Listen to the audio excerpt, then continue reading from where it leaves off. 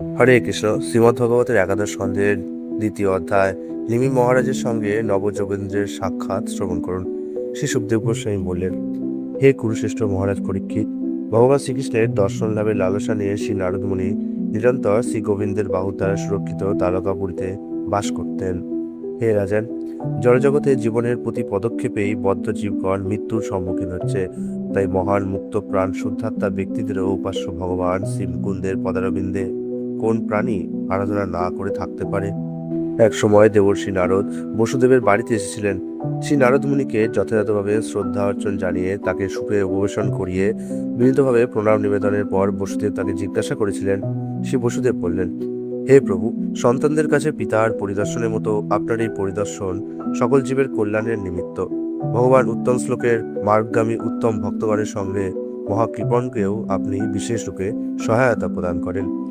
দেবতাদের আচরণে প্রাণীদের জীবনে সুখ দুঃখ উভয়ই ঘটে, কিন্তু আপনার মতো মহর্ষিদের কার্যকলাপের ফলে সকল জীবেরই সুখ উৎপাদন হয়, কারণ আপনারা চির অভ্রান্ত শ্রী ভগবানকেই আপনাদের একাত্ম রূপ স্বীকার করেছেন।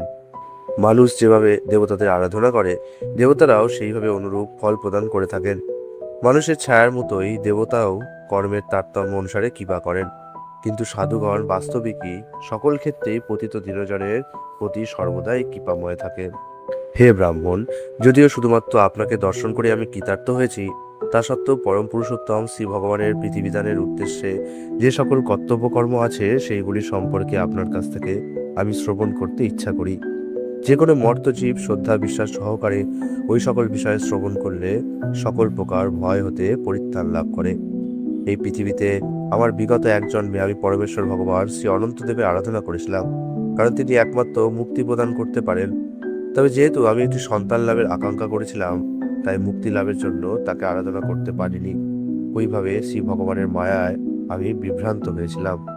হে পরম প্রিয় সুব্রতধারী, আপনার প্রতিজ্ঞা পালনে আপনি সর্বদাই অবিচল থাকেন। কৃপা করে সুস্পষ্টভাবে আপনি আমাকে পরামর্শ প্রদান করুন, যাতে নানাবিধ বিপদ সংকুল এবং বিবিধ প্রকার ভয়াবহ জাগতিক পরিবেশ থেকে আপনার কৃপায় আমি মুক্তি লাভ করে অনায়াসে আপনার সঙ্গ লাভে বিচ্যুত না হই। শ্রী সুখদেব গোস্বামী বললেন, হে রাজা, বিশেষভাবে বুদ্ধিমান বসুদেবের প্রশ্নগুলি শুনে দেবশ্রী নারদ খুশি হয়েছিলেন, কারণ সেই কথাগুলির মাধ্যমে পরম পুরুষোত্তম শ্রী ভগবানের দিব্য গুণাবলীর বর্ণনা আভাসিত হয়েছিল। সেইগুলির মাধ্যমে ভগবান শ্রীকৃষ্ণের স্পঙ্গ নারদমুনির স্মরণে এসেছিল। তাই শ্রী নারদমুনির তখন বসুদেবকে এইভাবে উত্তর দিয়েছিলেন। শ্রী নারদমুনি বললেন, হে সাত্বত শ্রেষ্ঠ, পরমেশ্বর ভগবানের উদ্দেশ্যে জীবের নিত্য কর্তব্য সম্বন্ধে আপনি যথার্থই প্রশ্ন করেছেন। সেই ভগবানের উদ্দেশ্যে সেই ভক্তি সেবা নিবেদনের মূল্য এতই গভীর যে তা অনুশীলনের ফলে সমগ্র বিশ্ব ব্রহ্মাণ্ড পরিশুদ্ধ হয়ে উঠতে পারে। পরমেশ্বর ভগবানের উদ্দেশ্যে নিবেদিত শুদ্ধ ভক্তিমূলক সেবা অনুষ্ঠান এমনই আধ্যাত্মিক গুণ সম্পন্ন যে ওই ধরনের অপ্রাকৃত পারমার্থিক সেবা ধর্মের বিষয়ে শুধুমাত্র শ্রবণের মাধ্যমেই, সেই বিষয়ে আগ্রহ প্রকাশের মাধ্যমে এবং সেই বিষয়ে প্রসঙ্গ মনোনিবেশের মাধ্যমে, সেই সকল তথ্যাবলী শ্রদ্ধা ও বিশ্বাস সহকারে স্বীকারের মাধ্যমে, কিংবা অন্য সকলের ভগবত ভক্তির কথা প্রশংসার মাধ্যমে, এমনকি যারা দেবতাদের ঘৃণা করে তারা এবং অন্য সমস্ত জীবও অচিরে শুদ্ধতা অর্জন করতে পারে। আজ আপনি পরমানন্দময় পুরুষোত্তম শ্রী ভগবানের কথা আমাকে স্মরণ করিয়ে দিয়েছেন। পরমেশ্বর ভগবান এতই শুভময় কল্যাণপদ যে তার প্রসঙ্গ যে কেউ শ্রবণ এবং যশ কীর্তনের মাধ্যমে পরিপূর্ণভাবে পবিত্র হয়ে ওঠে। ভগবত ভক্তির ব্যাখ্যা করার উদ্দেশ্যে মুনি ঋষিরা মহাত্মা বিধেয়রাজ জনক এবং ঋষভপুত্রের মধ্যে যে কথোপকথনের প্রাচীন ইতিহাস বর্ণনা করেছেন, আপনি এইবার তা শ্রবণ করুন। স্বয়ম্ভব মনুর এক পুত্রের নাম মহারাজ প্রিয়ব্রত। প্রিয়ব্রতের পুত্রদের মধ্যে ছিলেন আগ্নিধ্ব। আগ্নিধ্বের পুত্র ছিল নাভি, যার পুত্র ঋষভদেব নামে পরিচিত ছিলেন। পরমেশ্বর ভগবান বসুদেবের অংশ প্রকাশ রূপে শ্রী ঋষভদেবকে গণ্য করা হয়ে থাকে। যেসব শাস্ত্র ধর্মসম্মত বিধি নিয়মাদি সকল জীবের মুক্তির পথ সুগম করে থাকে, সেই শাস্ত্রবিধিগুলি এই জগতের প্রচারের উদ্দেশ্যেই তিনি আবির্ভূত হয়েছিলেন। তার শতপুত্র ছিল, তারা সকলেই বৈদিক শাস্ত্রে যথার্থ জ্ঞানবান ছিলেন। ঋষভদেবের শতপুত্রের মধ্যে সর্বজ্যেষ্ঠ ভরত শ্রী নারায়ণের একান্ত ভক্ত ছিলেন। ভরতের নাম যশ অনুসারেই এখন এই গ্রহের প্রসিদ্ধি হয়েছে ভারতবর্ষ নামে। রাজা ভরত এই জড়জগতের সকল প্রকার ভোগসুখী অস্থায়ী এবং অনর্থক বিবেচনা করেন। তার স্ত্রী পুত্র পরিবার সহ এই সংসারে সবকিছু পরিত্যাগ করে তিনি কঠোর কৃচ্ছ্রতা সহকারে তপস্যার মাধ্যমে ভগবান শ্রীহরির আরাধনা করতে থাকেন এবং 3 জন্মের পরে ভগবত ধাম প্রাপ্ত হন। ঋষভদেবের অপর 9জন পুত্র ভারতবর্ষের 9টি দ্বীপের অধিপতি ছিলেন এবং তারাই পৃথিবীর 8টি সম্পূর্ণ শাসন অধিকার ভোগ করতেন। 81 জন পুত্র দ্বিজ ব্রাহ্মণ হয়েছিলেন এবং বৈদিক যাগযজ্ঞের কর্মকাণ্ড অনুষ্ঠান সাহায্য পেতে করতেন। ঋষভদেবের অবশিষ্ট 9জন পুত্র মহাপুণ্যবান এবং পরম তত্ত্ব বিষয়ক জ্ঞান বিস্তারে তৎপর ছিলেন। তারা দিগম্বর হয়ে নির্বাসনে ভ্রমণ করতেন এবং পারমার্থিক বিজ্ঞানে অতীব সুপণ্ডিত ছিলেন। তাদের নাম ছিল কবি, হবি, অন্তরিক্ষ, প্রবুদ্ধ, বিপলায়ন, আরবিহোত্র, দ্রুমিল, চমস এবং করভাজন। এই বুড়িগণ সমগ্র বিশ্বব্রহ্মাণ্ডকে তার সর্বপ্রকার স্থূল ও সূক্ষ্মাত্মক সামগ্রী সমেত পরম পুরুষোত্তম ভগবানেরই স্বরূপ বিকাশ এবং নিজ সত্তা থেকে অভিন্ন উপলব্ধি করে পৃথিবী পর্যটন করতেন। নবযোগেন্দ্রগণ মুক্ত পুরুষ ছিলেন, তাই তারা অবাধে কোথাও আসক্ত না হয়ে সুর, সিদ্ধ, সাধ্য, গন্ধর্ব, যক্ষ, কিন্নর, নাগ, মুনি, চারণ, ভূতাধিপতি, বিদ্যাধর, দ্বিজ এবং গাভীদের জন্য নির্দিষ্ট গ্রহলোকগুলিতে স্বেচ্ছামতো পরিভ্রমণ করতেন। একদা তার ইচ্ছা মতো ভ্রমণ করতে করতে এই ভারতবর্ষে জাগিরা পূর্বে অজরব নামেও পরিচিত ছিল এমন স্থানে ঋষিগণ মহাত্মা নিমিত যজ্ঞ সম্পাদন হচ্ছিল, সেই স্থানে উপস্থিত হন। হে রাজন, তখন সূর্যের মতো অতি তেজস্বী ওই সকল মহাভাগবতদের দর্শন করে যাজক ব্রাহ্মণেরা এমনকি যজ্ঞের অগ্নিও সসম্ভ্রমে উঠে দাঁড়িয়েছিলেন। বিদেহরাজ নিমি জানতেন যে ওই 9জন ঋষি পরম পুরুষোত্তম ভগবানের মহান ভক্তবৃন্দ, তাই তাদের আগমনে পরম প্রীতি সহকারে দিয়ে তাদের যথাযথভাবে আসন প্রদান করেন এবং পরম পুরুষোত্তম ভগবানকে যেভাবে মানুষ পূজা করে থাকে সেইভাবেই যথাযথ পদ্ধতি অনুসারে তাদের পূজা অর্চনা করলেন। মহারাজ নিমি অপ্রাকৃত দিব্য আনন্দে উৎফুল্ল হয়ে নত শিরে বিনয়াগত হয়ে ওই 9জন মুনিকে প্রশ্ন করতে আগ্রহী হলেন। এই 9জন মহাত্মা তাদের দেহকান্তি নিয়ে অবশোভায়মান হয়েছিলেন এবং সনক কুমার প্রভৃতি ব্রহ্মার পুত্রদেরই মতো প্রতিভাত ছিলেন। বিদেহরাজ নিমি বললেন, মধুদানবের নিধনকারী প্রখ্যাত পরম পুরুষোত্তম ভগবানের সাক্ষাৎ পার্শ্বদ রূপে নিশ্চয়ই আমি আপনাদের চিনতে পেরেছি। অবশ্যই শ্রী বিষ্ণুর শুদ্ধ ভক্তগণ এইভাবে সমগ্র ব্রহ্মাণ্ডে আপন স্বার্থ বিনা অন্য সকল বদ্ধ জীবকুলের বিশুদ্ধি সম্পাদনের জন্য পর্যটন করে থাকেন। বদ্ধ জীবগণের পক্ষে মানবদেহ লাভ করা অতীব কঠিন এবং তা যে কোনো মুহূর্তে হারিয়ে যেতে পারে, কিন্তু আমি মনে করি যে মানব জীবন লাভ করেছে যারা, তাদের পক্ষে ভগবান শ্রী বৈকুণ্ঠের প্রিয়ভাজন শুদ্ধ বৈষ্ণব ভক্তগণের সাহচর্যও অতীব দুর্লভ। অতএব হে পূর্ণ নিষ্পাপ মহাপুরুষগণ, আমি প্রশ্ন করছি, কৃপা করে পরম মঙ্গল বিষয়ে আমাকে কিছু বলুন। বাস্তবিকই জন্ম এবং মৃত্যুর এই জগতের মাঝে ক্ষণার্ধকালের জন্যও কোনো শুদ্ধ ভাগবতের সঙ্গলাভ করা হয়ে গেলে যে কোনো মানুষের জীবনেই তা পরম নিধি লাভস্বরূপ আনন্দজনক হয়। এই সকল বিষয় যথাযথভাবে শ্রবণের জন্য যদি আমাকে আপনারা যোগ্য বিবেচনা করেন, তাহলে কৃপা করে আমাকে বলুন, পরমেশ্বর ভগবানের ভক্তিমূলক সেবা কর্মে কিভাবে আত্মনিয়োগ করতে হয়। পরমেশ্বর ভগবানের উদ্দেশ্যে প্রেম ভক্তিমূলক সেবা নিবেদনে যখন কোনো জীব উদ্যোগী হয়, তখন অচিরেই শ্রী ভগবান প্রীতি লাভ করে থাকেন এবং তার বিনিময়ে শরণাগত জীবকে নিজের স্বরূপ পর্যন্ত প্রদান করে থাকেন। শ্রী নারদ মুনি বললেন, হে বসুদেব, যখন মহারাজ নিমি এইভাবে 9জন যোগেন্দ্র ঋষিবর্গের কাছে ভগবত ভক্তির সেবা সম্পর্কে অবগত হতে চেয়েছিলেন, তখন মহাপ্রভাবশালী মুনিগণ প্রীতি সহকারে রাজাকে অভিনন্দিত করলেন এবং যজ্ঞের সমাবেশ সজ্জন মণ্ডলী ও ব্রাহ্মণ ঋত্বিকগণকে বলতে লাগলেন। শ্রী কবি বললেন, হে রাজান, এই জগৎ সংসারে দেহ আদি অসৎ বিষয়ে নিরন্তর আত্মবুদ্ধি স্বরূপ বিভ্রান্তির জন্যই মানুষের কল্যাণার্থে আমি মনে করি যে মানুষ শুধুমাত্র অচ্যুত অক্ষয় পরম পুরুষোত্তম ভগবানের পাদপদ্মের আরাধনা করলেই সর্বপ্রকার ভয় ভীতির কবল থেকে যথার্থ মুক্তি অর্জন করতে পারে। এই ধরনের ভগবত ভক্তির সেবা অনুশীলনের মাধ্যমেই সকল ভয় দূর হয়। পরমেশ্বর ভগবান স্বয়ং যে সকল পদ্ধতি নিরূপণ করেছেন তা অনুসরণ করলে অজ্ঞজনও পরমেশ্বর ভগবানকে অনায়াসে উপলব্ধি করতে পারে। পরমেশ্বর ভগবান যে পদ্ধতি নির্দেশ করেছেন তাকে ভাগবত ধর্ম অর্থাৎ পরম পুরুষোত্তম ভগবানকে প্রেম ভক্তির নিবেদনের উপায় স্বরূপ স্বীকার করতে হয়। হে রাজা, পরম পুরুষোত্তম ভগবানের উদ্দেশ্যে ভক্তিমূলক সেবা নিবেদনের পদ্ধতির মাধ্যমে যে মানুষ আশ্রয় খোঁজে, এই পৃথিবীতে সে কখনোই তার গন্তব্য পথে বিভ্রান্ত হবে না। এমনকি চোখ বন্ধ করে পথ চললেও তার কখনোই পদস্খলন হবে না। বদ্ধ জীবনধারার মাঝে নিজ নিজ বিশেষ প্রকৃতি অনুযায়ী মানুষ তার দেহ, মন, বাক্য, ইন্দ্রিয়, বুদ্ধি বা শুদ্ধ চেতনার দ্বারা যা কিছু করে তা সবই ভগবান শ্রীনারায়ণের প্রীতি সাধনের উদ্দেশ্যে করছি এই ভাবনায় উৎসর্গ করা উচিত। শ্রী ভগবানের বহিরঙ্গা মায়া বলে আচ্ছন্ন হয়ে যখন জীব দেহাত্ম বুদ্ধির ফলে জড়জাগতিক দেহটিকে স্বরূপ সিদ্ধান্তে বিভ্রান্ত হয়ে পড়ে, তখনই ভয় জাগে। যখন এইভাবে পরমেশ্বর ভগবানের সাথে সম্পর্ক সম্বন্ধ বিস্ময়ে অভিমুখ হয়, তখন শ্রী ভগবানের সেবক রূপে তার স্বরূপ সত্তাও বিভ্রান্ত হয়ে যায়। মায়া নামে অভিহিত বিভ্রান্তির প্রভাবেই এমন বিপর্যয়মূলক ভয়ানক পরিস্থিতির সৃষ্টি হয়। সুতরাং বিবেক বুদ্ধি সম্পন্ন মানুষ মাত্রই শ্রী গুরুদেবকে আরাধ্য দেবতা এবং একান্ত প্রিয়তম জ্ঞানে অনন্য ভক্তি সহকারে শ্রী ভগবানের আরাধনা করবেন।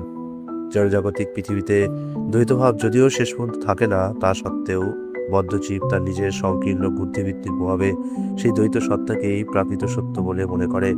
ভগবান শ্রীকৃষ্ণের সত্তা থেকে পৃথক বলে প্রতিভাত এই জগৎটির কল্পনাশ্রিত অভিজ্ঞতাকে স্বপ্ন দর্শন এবং কাল্পনিক অভিলাষটির সঙ্গে তুলনা করা যেতে পারে।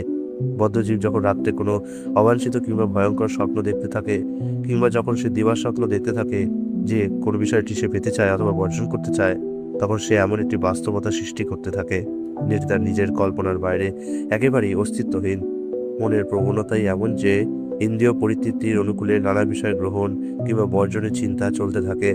সুতরাং মন যাতে শ্রীকৃষ্ণবিহীন কোনো কিছু চিন্তা ভাবনা দর্শনের মোহমায়া থেকে নিরাসক্ত হতে পারে, বুদ্ধিমান মানুষ এইভাবে মনকে নিয়ন্ত্রণ করবে।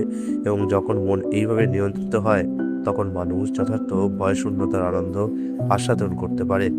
স্থিত বুদ্ধি নির্ভীক মানুষ স্ত্রী পুত্র পরিবার পরিজন এবং দেশ জাতি স্বরূপ সমস্ত জনজাগতিক আসক্তি বর্জন করে রথাঙ্গপাণি শ্রী ভগবানের পবিত্র নাম শ্রবণ কীর্তনে নিয়োজিত হয়ে অনাসক্ত এবং অচঞ্চলভাবে সর্বত্র বিচরণ করবেন। পবিত্র কৃষ্ণ নাম সুমঙ্গলময়, কারণ বদ্ধ জীবকুলের মুক্তির উদ্দেশ্যে এই জগতে তিনি জন্ম কর্ম ও বিবিধ লীলাবিলাস যেভাবে প্রকটিত করেন, তা সবই নাম কীর্তনের মাধ্যমে বর্ণনা করা হয়ে থাকে। এইভাবেই সারা পৃথিবীতে শ্রী ভগবানের পবিত্র নাম কীর্তন প্রচার করা হচ্ছে। পরমেশ্বর ভগবানের পবিত্র নাম কীর্তনের ফলে মানুষ ভগবত প্রেমের পর্যায়ে উন্নীত হয়। তখন মানুষ ভগবত ভক্ত হয়ে ওঠে, শ্রী ভগবানের নিত্য সেবক রূপে প্রতিজ্ঞাবদ্ধ হয় এবং ক্রমশ পরম পুরুষোত্তম ভগবানের বিশেষ নাম ও রূপের চিন্তা অনুশীলনে বিশেষভাবে আকৃষ্ট হয়ে ওঠে। এইভাবে তার হৃদয় যতই প্রেমের ভাবোল্লাসে বিগলিত হতে থাকে, ততই উন্মাদের মতো উচ্চহাস্য কিংবা রোদন তথা চিৎকার করে শ্রী ভগবানকে স্মরণ করতে থাকে। কখনো বা ওইভাবে বিভোর হয়ে পাগলের মতো মানুষ লোকনিন্দায় অবিচল থেকে নৃত্য গীত করতে থাকে। ভগবত ভক্ত কোনো কিছুকেই পরম পুরুষোত্তম ভগবান শ্রীকৃষ্ণ থেকে ভিন্ন মনে করেন না। আকাশ বায়ু অগ্নি জল ভূমি চন্দ্র সূর্য জ্যোতিষ্ক মণ্ডলী সকল প্রাণী দিকমণ্ডল বৃক্ষ ফুলবাদী নদী এবং সমুদ্র যা কিছুই ভক্ত দেখতে পান, তা সবই শ্রীকৃষ্ণের অবয়ব প্রকাশ বলেই বিবেচনা করা উচিত। এইভাবে সৃষ্টির মাঝে যা কিছু বিদ্যমান তা লক্ষ্য করে সেগুলিকে পরমেশ্বর ভগবান শ্রীহরির শরীর রূপে স্বীকার করে শ্রী ভগবানের সমগ্র শরীর প্রকাশকে তার অন্তরের ভক্তি শ্রদ্ধা নিবেদন করাই ভগবত ভক্তের কর্তব্য।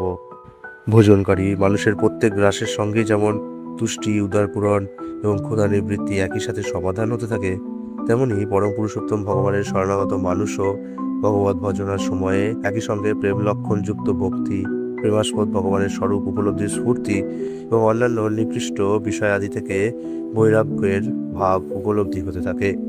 হে রাজন, পরমেশ্বর অচ্যুত অক্ষয় শ্রী ভগবানের চরণ কমল যে ভক্ত নিত্য প্রয়াসে আরাধনা করতে থাকে, তার ফলে তিনি নিরন্তর ভক্তিভাব অনাসক্তি ও পরমেশ্বর ভগবানের তত্ত্বজ্ঞান অর্জন করেন। এইভাবে ভজনশীল ভগবত ভক্ত পরম দিব্য শান্তি লাভ করে থাকেন। মহারাজ নিমি বললেন, পরমেশ্বর ভগবানের ভক্তবৃন্দের সম্পর্কে বিশদভাবে এখন আমাকে কৃপা করে সব বলুন।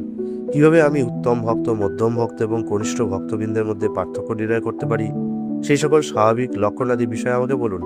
বৈষ্ণবগণের বিশেষ ধরনের ধর্মাচরণ দিয়ে কী প্রকার হয় এবং তিনি কিভাবে বাক্যালাপ করে থাকেন, বিশেষত পরম পুরুষোত্তম ভগবানের কাছে কিভাবে বৈষ্ণবেরা প্রিয়জন হয়ে ওঠেন, সেই সব লক্ষণাদি এবং বৈশিষ্ট্যগুলি আমাকে দয়া করে বর্ণনা করুন।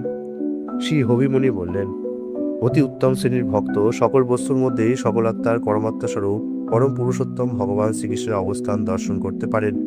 তার ফলে তিনি সবকিছুকে পরমেশ্বর ভগবানের সম্পর্কযুক্ত বলে বিচার করেন এবং উপলব্ধি করেন যে যা কিছু বর্তমান সবই শ্রী ভগবানেরই মধ্যে বিরাজিত রয়েছে। যিনি পরম পুরুষোত্তম ভগবানের উদ্দেশ্যে প্রেম নিবেদন করে থাকেন, সকল ভগবত ভক্তের প্রতি মৈত্রী ভাবাপন্ন হন, নিরীহ প্রকৃতির অজ্ঞজনকে কৃপা করেন এবং পরম পুরুষোত্তম ভগবানের বিদ্বেষী সকলকে উপেক্ষা করেন, তাকে মধ্যম অধিকারী ভাগবত ব্যক্তিরূপে মধ্যম তথা দ্বিতীয় পর্যায়ের ভক্ত বলা যেতে পারে। অন্যদিকে যে ভক্ত শ্রদ্ধা সহকারে মন্দিরের অর্চা বিগ্রহের পূজায় নিয়োজিত থাকেন কিন্তু অন্যান্য ভক্তমণ্ডলী কিংবা জনসাধারণের প্রতি যথাযথ আচরণ করেন না, তাকে প্রাকৃত ভক্ত তথা নিম্ন অধিকারী বিবেচনা করা হয়ে থাকে। ইন্দ্রিয়গ্রাহ্য সকল বিষয়ে মনোযোগ দিলেও যিনি সমগ্র জগৎটিকে ভগবান শ্রীবিষ্ণুর মায়াশক্তির অভিপ্রকাশ রূপে দর্শন করে থাকেন, তিনি কোনো কিছুতেই দেশ বা হর্ষযুক্ত হন না। তিনি অবশ্যই ভক্ত সমাজে উত্তম ভাগবত ব্যক্তি। জড়জগতের মাঝে মানুষের দেহ নিত্যই জন্ম এবং জড়াব্যাধি নিয়মাধীন হয়ে চলে, তেমনি প্রাণশক্তিও ক্ষুধা ও তৃষ্ণায় বিব্রত হয়, মন নিয়ত উদ্বিগ্ন হয়, দুর্লভ বিষয়াদি অর্জনে বুদ্ধি আকাঙ্ক্ষা পোষণ করতে থাকে এবং সমস্ত ইন্দ্রিয়াদি জড়া প্রকৃতির মাঝে অবিরাম সংগ্রামের মধ্যে দিয়ে অবশেষে হতোদ্যম হয়ে পড়ে।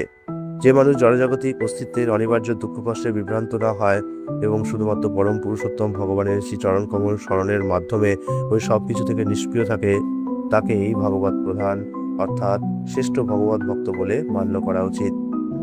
যিনি পরমেশ্বর ভগবান শ্রী বাসুদেবের একান্ত আশ্রয় গ্রহণ করেছেন, তিনি জড়জাগতিক কামনা বাসনাদির ওপর নির্ভরশীল সকল প্রকার ফলাশ্রয়ী ক্রিয়াকর্মের প্রবণতা থেকে মুক্ত থাকেন। বস্তুত শ্রী ভগবানের পাদপদ্মে যিনি আশ্রয় গ্রহণ করেন, জড়জাগতিক আকাঙ্ক্ষা থেকেও মুক্তি লাভ করে থাকেন। যৌন তৃপ্তি ভিত্তিক জীবনযাপন, সামাজিক মান মর্যাদা এবং অর্থ লাভের কোনো পরিকল্পনাও তার মনে জাগে না। তাই তাকে ভাগবত উত্তম অর্থাৎ সর্বোচ্চ পর্যায়ে শুদ্ধ ভগবত ভক্ত রূপে বিবেচনা করা হয়ে থাকে। সম্ভ্রান্ত পরিবার গোষ্ঠীতে শুভ জন্ম এবং পবিত্র শুদ্ধ ধর্মাচরণের ফলে মানুষের মনে অবশ্যই গর্ববোধ সৃষ্টি হয়ে থাকে। তেমনি যদি কারো পিতামাতা বর্ণাশ্রম সমাজ ব্যবস্থার মধ্যে অতীব উচ্চস্তরের সম্মানিত ব্যক্তিবর্গ হওয়ার ফলে সমাজে বিশেষ মর্যাদা লাভ করে থাকে, তাহলে তার পক্ষে বিশেষ আত্মম্পরিতার সৃষ্টি হওয়াই স্বাভাবিক। তবে এই ধরনের বিশেষ জড়জাগতিক বৈশিষ্ট্য থাকা সত্ত্বেও যদি কেউ বিন্দুমাত্র অহমিকা বোধ না করে, তাহলে তাকে পরম পুরুষোত্তম ভগবানের পরম প্রীতিভাজন রূপে মান্য করতে হবে।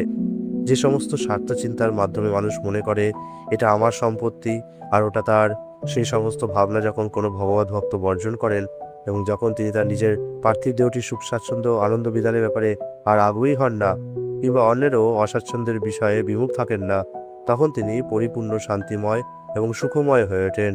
তখন তিনি নিজেকে পরম পুরুষোত্তম ভগবানেরই অবিচ্ছেদ্য বিভিন্নাংশ রূপে অন্য সকল জীবেরই সমান মর্যাদা সম্পন্ন মনে করেন। এমনই তৃপ্তিময় বৈষ্ণবকে ভগবত ভক্তির পরম উৎকর্ষতার নিদর্শন বলে বিবেচনা করা হয়ে থাকে। পরম পুরুষোত্তম ভগবানকে নিজেদের জীবাত্মারূপ জ্ঞান করে ব্রহ্মা এবং শিব প্রমুখ মহান দেবতাগণও সেই পরমেশ্বর ভগবানের চরণ কমল অভিলাষ করে থাকেন। সেই চরণ কমল কোনো শুদ্ধ ভগবত ভক্ত কোনো অবস্থায় কখনোই বিস্মৃত হতে পারে না। সমগ্র বিশ্বব্রহ্মাণ্ডের ঐশ্বর্য অধিকার ও উপভোগের আশীর্বাদ লাভের বিনিময়েও কোনো ভগবত ভক্ত শ্রী ভগবানের চরণ কমলাশ্রয় ত্যাগ করবে না। তেমনি ভগবত ভক্তই শ্রেষ্ঠ বৈষ্ণব রূপে গণ্য হয়ে থাকে। পরমেশ্বর ভগবানের আরাধনা যিনি করেন, তার হৃদয় মাঝে জড়জাগতিক সন্তাপ যন্ত্রণা থাকতে পারে কেমন করে? শ্রী ভগবানের পাদপদ্ম অগণিত মহাবিক্রমপূর্ণ কার্য সমাধা করেছেন এবং তার শ্রী চরণাগ্রের সুন্দর নখগুলি মহার্ঘ মণিরত্ন সম। ওই নখগ্র থেকে বিচ্ছুরিত জ্যোতি যেন সুশীতল চন্দ্রলোকেরই মতো শুদ্ধ ভক্তের হৃদয় সন্তাপ অচিরেই দূর করে। যেমন চন্দ্রের সুশীতল কিরণে সূর্যের প্রচণ্ড তাপ যন্ত্রণা প্রশমিত হয়, পরম পুরুষোত্তম ভগবান বদ্ধ জীবগণের প্রতি এমনই কৃপাময় যে তার পবিত্র নাম উচ্চারণের মাধ্যমে যদি তাকে অনিচ্ছায় কিংবা অনবরততায় আহ্বান করা হয়, তা হলেও তাদের অন্তরের অগণিত পাপময় কর্মফল বিনাশে তিনি উদ্যোগী হন। সুতরাং যখনই কোনো ভগবত ভক্ত শ্রী ভগবানের চরণ কমলাশ্রয় স্বীকার করেন এবং যথার্থ প্রেম ভক্তি সহকারে পবিত্র কৃষ্ণনাম কীর্তন করেন, তখন পরম পুরুষোত্তম ভগবান কখনই তেমন ভক্তজনের হৃদয়াসন পরিত্যাগ করে চলে যেতে পারেন না। এইভাবে অনায়াসে যিনি তার হৃদয় মাঝে পরমেশ্বর ভগবানকে ধারণ করে রেখেছেন, তাকেই ভাগবত প্রধান তথা শ্রী ভগবানের মহত্তম ভক্তরূপে স্বীকার করা হয়ে থাকে। ইতি শ্রীমদ্ ভগবতের একাদশ স্কন্ধে মিহি মহারাজের সাথে নবযোগেন্দ্রের সাক্ষাৎকামক দ্বিতীয় অধ্যায় কৃষ্ণ কৃপা শ্রীমূর্তি শিল অবচারণ অরবিন্দ ভক্তিবেদান্ত স্বামী প্রভুপাদের দীনহীন বিদিত সেবকবৃন্দ কৃত অনুবাদ সমাপ্ত হল। হরে কৃষ্ণ।